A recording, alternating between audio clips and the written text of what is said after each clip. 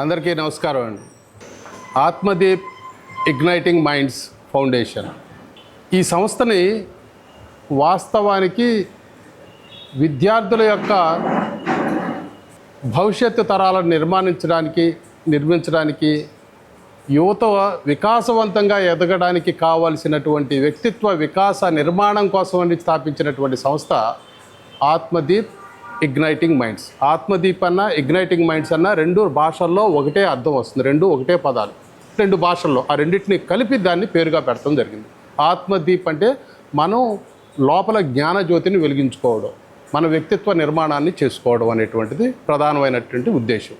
కానీ సనాతన సాంప్రదాయ పరంపర అనే దాంట్లో దేవాలయాల్లో జరిగేటువంటి క్రతువులు కొన్ని చేస్తూ ఉన్నాం.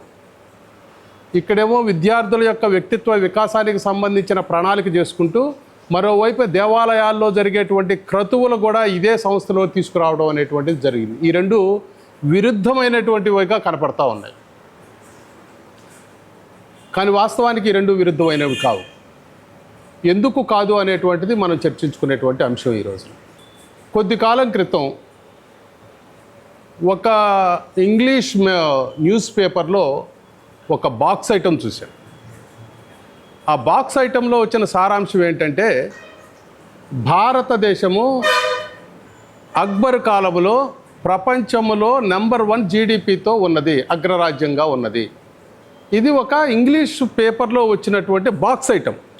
అక్బర్ కాలంలో ప్రపంచ నెంబర్ 1 జీడిపిగా ఒక అగ్రదేశంగా ఉన్నది భారతదేశం. ఒకసారి మనం రీసెంట్ పాస్ట్ కనుక చూసుకున్నట్టయితే, మనకు 1947లో స్వాతంత్రం వచ్చింది. స్వాతంత్రం వచ్చే ముందు బ్రిటిష్ ఏమనేవాళ్ళు, రవి అస్తమించిన సామ్రాజ్యం. ప్రపంచంలో ఒక అగ్రరాజ్యంగా వరల్డ్ నెంబర్ 1 జీడిపిగా ఉంది. ఎంతకాలం ఉన్నది? సుమారుగా ఒక 100 సంవత్సరాల పైపు. దానికి ముందు స్పెయిన్ దేశము ఒక అగ్రరాజ్యంగా ఉండేది. స్పెయిను పడిపోయి బ్రిటిషు లేచింది. అంతకుముందు కొంతకాలం ఫ్రెంచ్. ఇప్పుడు యుద్ధం జరుగుతున్న గాజా ప్రాంతం అంతా కూడా ఫ్రెంచ్ కాలనీగానే ఉండేది, అల్జీరియా ఫ్రెంచ్ కాలనీగానే ఉండేది, ఇరాన్లో కూడా కొంతకాలం బ్రిటిష్ ఉన్నది. సో ఇవన్నీ కాలనీలుగా అగ్రరాజ్యాలుగా కొన్ని సంవత్సరాల పాటు ఎదిగి ఉంది. ఇందాక మనం చెప్పుకున్నటువంటి ఆ బాక్స్ ఐటంలో అక్బరు కాలంలో ప్రపంచ నెంబర్ 1 జీడిపిగా భారతదేశం ఉన్నది అన్న బాక్స్ ఐటంలో సోర్స్ ఎక్కడి నుండి తీసుకున్నారంటే, కింద యాంగస్ మ్యాడిసన్ రిపోర్ట్ నుండి తీసుకున్నటువంటి దాని ప్రకారం ప్రపంచంలో నెంబర్ 1 జీడిపిగా భారతదేశం అక్బర్ కాలంలో ఉన్నది. కానీ వాస్తవానికి యాంగస్ మ్యాడిసన్ రిపోర్ట్ కనుక చూసినట్లయితే, అసలు యాంగస్ మ్యాడిసన్ ఎవరు, ఆయన రిపోర్ట్ ఎందుకు ఇచ్చాడు, ఒక్క 2 నిమిషాలు దాని గురించి మాట్లాడుకుంటే భారతదేశం యొక్క విశిష్టత ఏంటనేది అర్థమవుతుంది. మనకి 1990వ దశకంలో ఈ వరల్డ్ ట్రేడ్ ఆర్గనైజేషన్ వచ్చి ఘాట్ నిబంధనలు ఇంప్లిమెంట్ చేయటం మొదలుపెట్టినప్పుడు, ఈ గ్లోబలైజేషన్ జరుగుతున్నప్పుడు ప్రపంచం యొక్క ఆర్థిక వ్యవస్థ ఏ దిశగా వెళ్ళబోతుంది అనేటువంటిది రీడ్ చేయటం కోసం అని చెప్పి ఒక రిపోర్ట్ తయారు చేయమని చెప్పి ఒక బెల్జియం ఎకనామిస్ట్ అయిన పాల్ బైరోక్ అనేటువంటి ఆర్థికవేత్తకి పని అప్పచెప్పారు. ఎవరు అప్పచెప్పింది? ప్రపంచంలో పారిశ్రామికంగా అభివృద్ధి చెందిన దేశాల యొక్క కూటమి అయినప్పుడు దాన్ని OECD కంట్రీస్ అంటారు. ఆ దేశాల యొక్క కూటమి వీళ్ళకి ఒక బాధ్యతను అప్పచెప్పింది. ఆయన ప్రపంచం భవిష్యత్తు ఏ విధంగా ఉండబోతుంది అని అంచనా వేయాలి అంటే, దాని యొక్క చరిత్ర ఏ విధంగా ఉన్నదనేది రీడ్ చేయాలి. చరిత్ర ఆధారంగానే భవిష్యత్తుని ఊహించగలుగుతారు. చరిత్రని రీడ్ చేసిన తర్వాత ఆయన సర్ప్రైజింగ్గా ఏం చెప్పాడంటే, బ్రిటిష్ వాళ్ళు భారతదేశంలోకి వచ్చే నాటికి భారతదేశము ప్రపంచంలో నెంబర్ 1 జీడిపిగా ఉంది. బ్రిటిష్ వాళ్ళు వచ్చిన తర్వాత క్రమేణా దిగిపోతూ 25% జీడిపితో ఉన్నటువంటి భారతదేశము 2% పడిపోయింది 1947వ సంవత్సరానికి అని చెప్పి ఆయన రిపోర్ట్ ఇచ్చాడు. ఈ రిపోర్ట్ ఆధారంగా బ్రిటిషు వాళ్ళు దీన్ని యాక్సెప్ట్ చేస్తే, ఇప్పటి వరకు మనం ఎకనామిక్ బుక్స్లో చదువుకుంటున్నటువంటి ఇండస్ట్రియల్ రెవల్యూషన్ అని ఏదైతే ఉందో అదంతా తప్పు. ఒకవేళ అదంతా నిజమే అయితే కనుక పాల్ బైరాక్ గారు ఇచ్చినటువంటి రిపోర్టు తప్పు. కాబట్టి ఈ పాల్ బైరాక్ అనేటువంటి బెల్జియం ఎకనామిస్ట్ ఇచ్చినటువంటి రిపోర్టు తప్పు అని ప్రూవ్ చేయడం కోసం యాంగస్ మ్యాడిసన్ ఆధ్వర్యంలో ఒక కమిటీని వేశారు. వేసినప్పుడు ఆయన ఈ చరిత్రను ఎకనామిక్ హిస్టరీని చదువుకుంటూ 1 AD వరకు వెళ్ళాడు. 1 AD వరకు దాదాపు 2000 సంవత్సరాల ప్రపంచ ఆర్థిక చరిత్రను మొత్తం కూడా రీడ్ చేసి ఆయన ఇచ్చిన రిపోర్ట్ ఏంటంటే భారతదేశము 1 సంవత్సరం 2 సంవత్సరాలు కాదు, ఈ 2000 సంవత్సరాల చరిత్రలో దాదాపు 1700 సంవత్సరాల పాటు ప్రపంచ నెంబర్ 1 జీడిపిగా ఉన్నదని యాంగస్ మ్యాడిసన్ రిపోర్ట్ ఇచ్చారు. మీకు ఇంటర్నెట్ మీద గూగుల్ చేస్తే అవైలబుల్గానే ఉంటుంది ఆ రిపోర్ట్. ఇప్పుడు ప్రశ్న ఏంటంటే యాంగస్ మ్యాడిసన్ 1750 సంవత్సరాల పాటు వరల్డ్ నెంబర్ 1 జీడిపిగా ఉన్నది అని ఇచ్చారు. ఆ రిపోర్టు అవైలబుల్గా ఉంది, అంతా ఉంది. ఇప్పుడు ఎందుకు ప్రస్తుతము మనం దాని గురించి చర్చించుకోవాల్సిన అవసరం వచ్చింది అంటే, బ్రిటన్ దాదాపుగా 100 సంవత్సరాలు ప్రపంచ రాజకీయాలని శాసించింది. ఫ్రాన్స్ కుడి అడంగా మరొక 100 సంవత్సరాలు, స్పెయిన్ 100 సంవత్సరాలు. ఇప్పుడు ప్రస్తుతం అమెరికా శాసిస్తూ ఉంది ప్రపంచ నెంబర్ 1 జీడిపిగా, అగ్రరాజ్యంగా. ఇది దాదాపుగా సెకండ్ వరల్డ్ వార్ అయిపోయిన తర్వాత 1945-46 ప్రాంతం నుంచి నెంబర్ 1 జీడిపిగా వచ్చింది. 50 నుంచి ఇప్పుడు లెక్కేసుకుంటే కనుక సుమారుగా ఒక 70 సంవత్సరాల పాటు 75 సంవత్సరాల పాటు వరల్డ్ నెంబర్ 1 జీడిపిగా ఉంది. ఇవాళ వరల్డ్ నెంబర్ 1 జీడిపి స్థానాన్ని వెనకనే వస్తున్నటువంటి చైనా అమెరికాని ఇప్పుడు ఛాలెంజ్ చేస్తూ ఉంది. ఆ వెనకనే భారతదేశము మేజర్ ఎకానమీలో హయ్యెస్ట్ గ్రోత్ రేటును చూపిస్తూ భారతదేశం కూడా వేగంగా అభివృద్ధి చెందుతూ ఉంది. ప్రపంచవ్యాప్తంగా వినపడుతున్నది ఏంటంటే భారతదేశం కూడా వరల్డ్ నెంబర్ 1 జీడిపిగా అయ్యేటువంటి అవకాశాలు ఉన్నాయి. కాకపోతే ఇంకొద్ది కాలం పడుతున్నాయి. 2047 2057 ఎవరు ప్రిడిక్షన్స్ వాళ్ళు చేస్తున్నారు. ప్రిడిక్షన్స్ డేట్లు ఇయర్లు ఏది పెట్టుకున్నప్పుడు కూడా ఒకటి స్పష్టం ఏంటంటే ప్రపంచ ఆర్థిక పటం మీద భారతదేశము తన ముద్ర వేయబోతుంది. ఇది సుస్పష్టం. ఇప్పుడు ప్రస్తుతం మనం ఆలోచించాల్సింది ఏంటంటే, చర్చించవలసిన అంశం ఏంటంటే, అమెరికా ఒక 100 సంవత్సరాలు, బ్రిటన్ ఒక 100 సంవత్సరాలు, ఫ్రాన్స్ ఒక 100 సంవత్సరాలు, చైనా ఒక 100 సంవత్సరాలు మాత్రమే ప్రభావాన్ని చూపించగలిగినాయి. ఏకఛత్రాపదంగా 1700 సంవత్సరాల పాటు భారతదేశం వరల్డ్ నెంబర్ జీడిపిగా ఏ విధంగా నిలబెట్టుకోగలిగింది? ఏ దేశం చూసినా కానీ 100 సంవత్సరాలు, 125 సంవత్సరాలు, 70 సంవత్సరాలకి మించి సస్టైన్ అవ్వలేకపోయినాయి. ఇంకో దేశం టేక్ ఓవర్ చేసింది. కానీ భారతదేశం మాత్రం 1700 సంవత్సరాలు. ఇది మనం ఇచ్చిన రిపోర్ట్ కాదు, మనం చెప్పుకునేటువంటి చర్చ కాదు, యాంగస్ మ్యాడిసన్ రిపోర్టు. అది కూడా 50 దేశాల ప్రపంచ ప్రముఖ ఆర్థిక వ్యవస్థల కూటమి చేసినటువంటి రిపోర్ట్.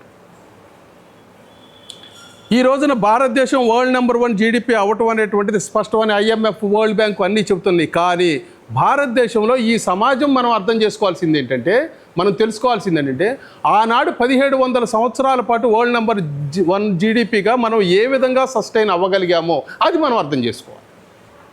మిత్రులారా, ఒక వ్యక్తి వ్యాపారం చేస్తూ ఉంటాడు. ఒక వ్యక్తి వ్యాపారం చేసేటప్పుడు మనం ఏం చూస్తాం? ఆ వ్యక్తి దగ్గర దొరికేటువంటి సరుకు రూపాయి ఎక్కువ తక్కువ అనేటువంటిది ఖచ్చితంగా చూస్తాం. అదేవిధంగా ఆ వ్యక్తి యొక్క క్యారెక్టర్ను కూడా చూస్తాం. ఆ వ్యక్తి మంచి వ్యక్తి, నమ్మదగిన వ్యక్తి అయినప్పుడు అతనితో వ్యాపారం చేయడానికి సంస్థలు కానీ వ్యక్తులు కానీ ఇంట్రెస్ట్ చూపుతూ ఉంటాయి. అదేవిధంగా సంస్థలు, అదేవిధంగా సమాజాలు. మన సమాజం 1700 సంవత్సరాల పాటు వరల్డ్ నెంబర్ 1 జీడిపిగా ఉందంటే 1700 సంవత్సరాల పాటు ప్రపంచ ఇతర సమాజాల మీద మన సమాజము ఒక సానుకూలమైనటువంటి ప్రభావాన్ని చూపగలిగింది. అది మన సాంస్కృతిక శక్తి. మన సాంస్కృతిక శక్తిని ప్రపంచం మీద చూపించగలిగాం. మనం ఒక సానుకూలమైనటువంటి వాతావరణాన్ని, మనం స్నేహం చేయదగ్గ సమాజంగా ప్రపంచం మొత్తం కూడా ఇన్ని వందల సంవత్సరాల పాటు మనని గుర్తించింది. ఈ రోజున కనుక చూసుకుంటే, మానవ వనరులుగా చూసుకుంటే ప్రపంచంలో భారతదేశము ఒక ముఖ్యమైన దేశమే.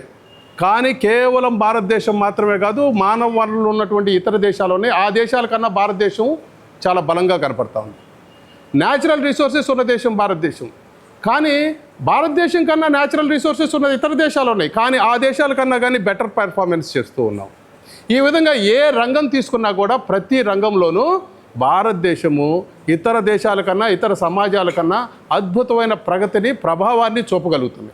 దీనికి కారణం మనకున్నటువంటి సాంస్కృతిక శక్తి. ఈ మధ్య ఒక కాలేజీలో చర్చ జరిగినప్పుడు ఒక చిన్న టాపిక్ వచ్చింది. అదేంటంటే, ప్రపంచంలో ఎక్కడికి వెళ్ళినా కూడా భారతీయులే నెంబర్ 1 పొజిషన్లో ఉంటున్నారు. ఎందుకు? ప్రపంచంలో అమెరికా వెళ్ళారు, అమెరికాలో వెళ్తే ఇండియన్ డయాస్పోరా నెంబర్ 1 పొజిషన్లో ఉంది. యూకేలో ఉన్నారు, ఇండియన్ డయాస్పోరా నెంబర్ 1లో ఉంది. ఫ్రాన్స్లో Indian diaspora, Australia Indian diaspora, African countries Indian diaspora, middle east Indian diaspora. ఎక్కడికన్నా వెళ్ళు భారతీయ మూలాలు ఉన్నటువంటి వ్యక్తులు అద్భుతమైన ప్రగతిని సాధిస్తున్నారు ఆయా సమాజాల్లో. పైపెచ్చు బాధ్యత కలిగినటువంటి ప్రజలుగా భారతదేశం నుండి వచ్చారంటే ఒక గౌరవాన్ని కూడా సంపాదించుకొస్తున్నారు భారతదేశానికి వాళ్ళందరూ. వీళ్ళందరూ, మన వాళ్ళందరూ కూడా ఎందుకు ఈ విధంగా ఎక్కడికి వెళ్ళినా కానీ చేస్తున్నారంటే, ఒక స్టూడెంట్స్ మధ్యన చిన్న డిబేట్ పెడితే ఒకళ్ళు చెప్పారు, మనం అందరికన్నా కూడా బెటర్ ఇంగ్లీష్ మాట్లాడతామని. అమెరికా, బ్రిటన్ వాళ్ళకన్నా గొప్ప ఇంగ్లీష్ మనం ఏం మాట్లాడం. టెక్నాలజీకి అడ్వాన్స్డ్గా ఉన్నాను. టెక్నాలజీ మనమేమి అడ్వాన్స్డ్గా కాదు, మన వాళ్ళు మాస్టర్స్ చేయడానికి, ఎంఎస్ చేయడానికి అమెరికా, కెనడా అటు వెళ్తారు. అంటే టెక్నాలజీ మనకన్నా కానీ వాళ్ళు అడ్వాన్స్డ్గా ఉన్నారు. అయినప్పటికీ కూడా వాళ్ళని కాదని చెప్పి మన వాళ్ళు ముందుకు వెళ్ళగలుగుతున్నారు. సో చర్చల సారాంశం ఏంటంటే, మన యొక్క కుటుంబ వ్యవస్థ ఏదైతే ఉందో ఆ కుటుంబ వ్యవస్థ ఒక సంక్లిష్టమైనటువంటి బంధాలతో కూడుకున్నటువంటి కుటుంబ వ్యవస్థ. ఈ కుటుంబ వ్యవస్థలో అత్తలు ఉంటారు, మేనత్తలు ఉంటారు, మేనమామ భార్య అత్తయ్య ఉంటుంది. సో ఒక అత్తకి హక్కులు ఉంటాయి, ఇంకో అత్తయ్యకి బాధ్యతలు ఉంటాయి. ఈ పిల్లవాడు చిన్నప్పటి నుంచే హక్కులున్న మేనత్తను ఒక రకంగా చూస్తాడు, బాధ్యతలు ఉన్న మేనత్తను ఇంకో రకంగా చూస్తాడు. ఈ అత్తయ్యకి ఇక్కడ హక్కులు ఉంటాయి, ఇంకో ఇంట్లో బాధ్యతలు ఉంటాయి. ఇటువంటి బాధ్యతలు, హక్కులతో కూడినటువంటి ఒక వాతావరణంలో పెరిగిన పిల్లలకి వాళ్ళకి తెలియకుండానే ఒక అద్భుతమైన సాఫ్ట్ స్కిల్తో డెవలప్ అవుతూ ఉంటారు చిన్నప్పటి నుంచి. ఇది మనకున్నటువంటి సాంస్కృతిక శక్తి. వీళ్ళు ఇవాళ ప్రపంచంలో ఎవ్వరికీ లేనటువంటి ఒక గొప్ప సాఫ్ట్ స్కిల్తో మన పిల్లలు పెరుగుతూ ఉన్నారు. కానీ ఈ రోజున భారతదేశము 1750 సంవత్సరాల పాటు ప్రపంచంలో అగ్రభాగాన నిలబడటానికి కారణమైనటువంటి సాంస్కృతిక శక్తి ఏదైతే ఉందో దాన్ని ఇవాళ ఛాలెంజ్ చేసే పరిస్థితులు మన సమాజంలోనే ఉద్భవిస్తూ ఉన్నాయి. ఇది మనం గమనించాల్సిన విషయం. మనకున్న శక్తులను కోల్పోకూడదు. ప్రతి సమాజంలోనూ రుగ్మతలు ఉన్నాయి, భారతదేశంలో కూడా ఉన్నాయి. ప్రతి సమాజంలోనూ వివక్షలు ఉన్నాయి, భారతదేశంలో కూడా వివక్షలు ఉన్నాయి. ప్రతి దేశంలోనూ సమస్యలు ఉన్నాయి, భారతదేశంలో కూడా సమస్యలు ఉన్నాయి. ఈ సమస్యలకి కారణం మన సంస్కృతి అనేటువంటి ఒక ప్రచారం ఏదైతే ఉందో అది యొక్క మన శక్తులను మొత్తాన్ని నిర్వీర్యం చేసేటువంటి ప్రమాదం ఉన్నది. కాబట్టి దీన్ని మనం గమనించుకోవాలి.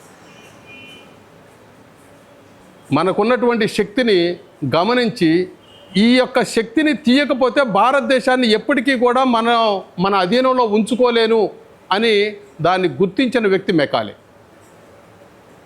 ఆ మెకాలే ఒక విచిత్రమైనటువంటి మన సంస్కృతిని దెబ్బతీసేటువంటి విద్యా విధానాన్ని భారతదేశంలో ప్రవేశపెట్టాడు. ఈ రోజు వరకు కూడా మనకి మెకాలే విద్యా విధానమే నడుస్తూ ఉండటం వలన మన యొక్క సంస్కృతి మీద, మన యొక్క మూలాల మీద మనకే అనుమానం వచ్చేటువంటి పరిస్థితి.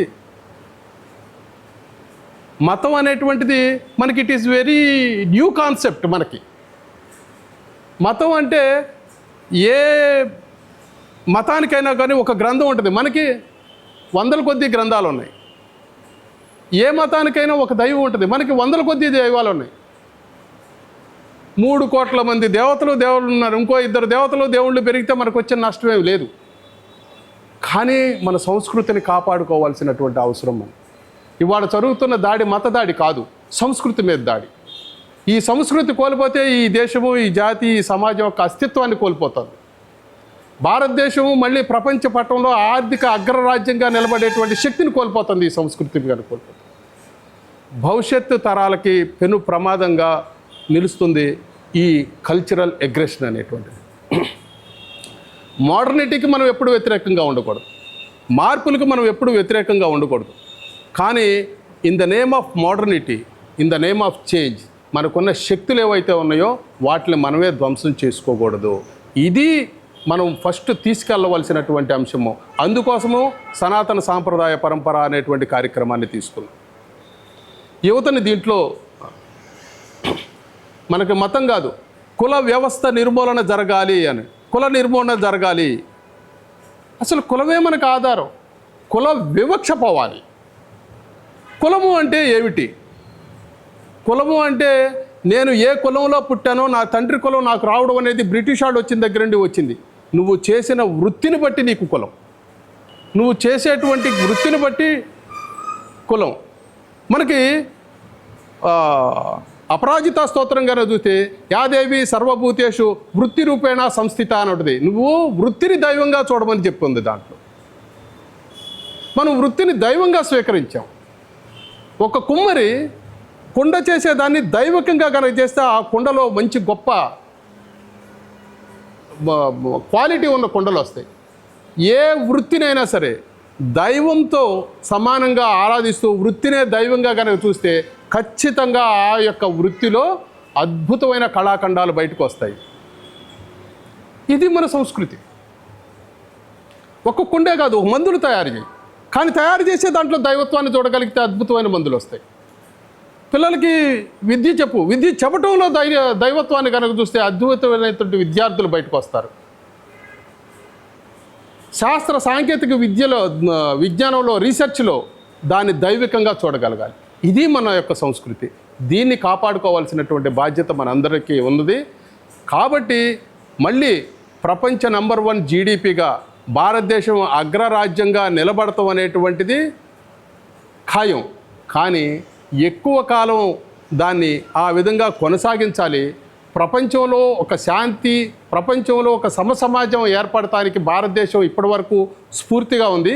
ఇదే స్ఫూర్తిని భవిష్యత్తులో కూడా తీసుకుని వెళ్ళాలి అంటే ఈ సంస్కృతి పట్ల మన అందరం కూడా బాధ్యతతో అందరికీ కూడా అర్థమయ్యేటట్లు మనం విశదీకరించుకుంటూ యువతను మోడర్నిటీతో పాటు సంస్కృతి ఆధారంగా కూడా వికాసవంతమైనటువంటి వ్యక్తిత్వ నిర్మాణం జరిగే విధంగా మనందరం కృషి చేయాలి. దానికోసమే ఆత్మదీప్ ఇగ్నైటింగ్ మైండ్స్ ఫౌండేషన్ పనిచేస్తూ ఉంటుంది. ఈ సనాతన సాంప్రదాయ పరంపర అనేటువంటి ఈ ప్రోగ్రాం కూడా దాని నిమిత్తమే దాన్ని మనం స్టార్ట్ చేసుకున్నాము. చండీ హోమం అనేటువంటిది కేవలం హోమం కాదు, హోమం వలన ఆ జరుగుతున్నటువంటి ప్రాంతం మొత్తం కూడా శానిటైజ్ అవుతుంది. మనం పీల్చే గాలి మన ఆలోచనల మీద ప్రభావం చూపిస్తూ ఉంటుంది. ఎప్పుడైనా సరే మన సంస్కృతిలో ఒక లివింగ్ ఎసెన్షియల్ థింగ్ అంటే మనం ఎప్పుడు కూడా మనిషికి ఆక్సిజన్ అందాలి. మనం ప్రతి నిమిషం ప్రతిసారి మనం బ్రీత్ చేస్తూ ఉంటాము, ఆక్సిజన్ తీసుకుంటూ ఉంటాం. మనిషి జీవించడానికి చాలా రకాలుగా అన్నిటికన్నా ముఖ్యమైనది ఆక్సిజన్. కానీ ఆక్సిజన్ కన్నా ముఖ్యమైనది ఏంటంటే శరీరంలో ఉండి కార్బన్ డైఆక్సైడ్ బయటికి తీసివేయటం. మనకి డాక్టర్ దగ్గరికి వెళ్తే చెప్తారు, ఏమని చెబుతారు, మేము ఇచ్చిన మెడిసిన్స్ పనిచేయాలంటే మీ శరీరం సహకరించాలి అని. అది ఇప్పుడు చెప్పడం కాదు, మన శరీరాన్ని సహకరించే విధంగా సిద్ధం చేయటం అనేటువంటిది మనకి ఏనాడో యోగా ధ్యానం ద్వారా మనకి తెలియజేశారు. ప్రాణాయామంలో కార్బన్ డైఆక్సైడ్ ప్రతి అణువు దగ్గర నుంచి కూడా, ప్రతి కణం దగ్గర నుంచి కూడా బయటికి తీసే ప్రక్రియని 1000 సంవత్సరాల క్రితమే మనకి స్థిరీకరించారు. 1000 సంవత్సరాల క్రితం నుంచి ఇవాళ ప్రపంచం మొత్తం కూడా ఫాలో అవుతున్నటువంటి యోగా, మెడిటేషన్, ప్రాణాయామం ఏదైతే ఉందో ఇది కొన్ని 1000 సంవత్సరాల క్రితం. ఈరోజు రీసెర్చ్ చేసి ఇది గొప్పదని చెప్తున్నారు, కానీ కొన్ని 1000 సంవత్సరాల క్రితమే దీన్ని ప్రాక్టీస్ చేసి ప్రపంచాన్ని మొత్తానికి పంచినటువంటి జ్ఞానవంతమైనటువంటి సమాజం మన సమాజం. మన సమాజంలో ఉన్న శక్తుల్ని కాపాడుకుంటూ మోడర్న్గా వస్తున్నటువంటి వాటిని పెంచుకుంటూ మరొకసారి భారతదేశం అగ్రస్థానంగా నిలవాలి అంటే సంస్కృతిని కాపాడుకుంటూ వ్యక్తిత్వ వికాసం జరగాలి. దీనికోసం ఆత్మదీప్ ఇగ్నైటింగ్ మైండ్స్ ఫౌండేషన్ పనిచేస్తూ ఉంటుంది.